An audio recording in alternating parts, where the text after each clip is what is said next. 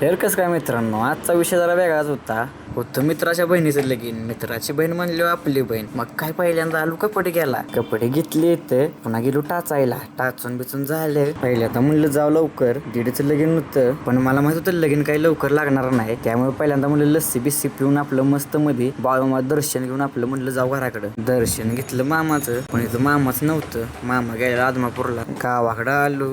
लग्नाचं नियोजन चाललेलं इथं चांगलंच. दादा आला होता बुलेट घेऊन. म्हणलं बुलेटवर पहिल्यांदा फोटो काढून घेऊया. वाड्यात काय कार्यक्रम असला की सगळी पोरं पिसकाटलेली एकत्र होती ती. शादी के मुकाबर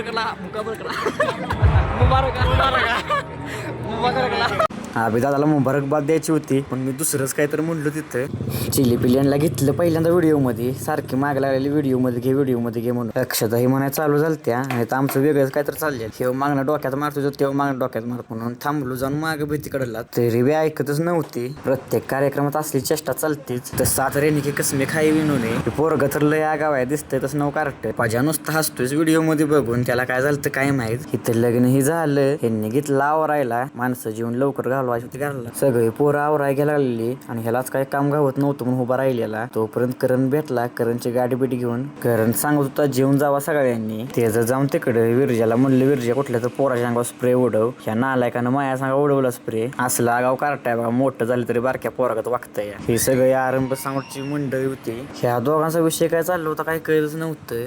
त्यांना माहिती तुम्ही व्हिडिओ करतोय, नुसती हसतच होती. हे बघा समाज कल्याणासोबत कामगार कल्याण पण करतोय. ह्याला काय झालं काय माहित.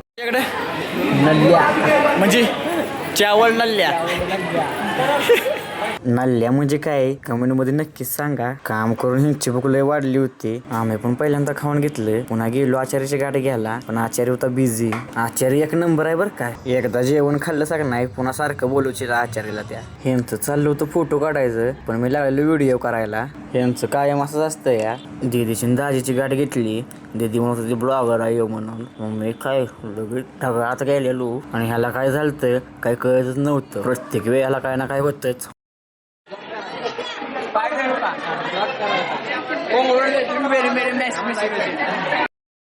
लग्नाच्या शुभेच्छा देऊन गेलो बाहेर. या डीजेनं तर पाक धिंगाणा केलेला काल रात्री ना आज. हे डीजे कुठं बघितलेला नाही कमेंट मध्ये नक्कीच सांगा. ब्लॉग आवडला असेल तर फॉलो लाईक करा.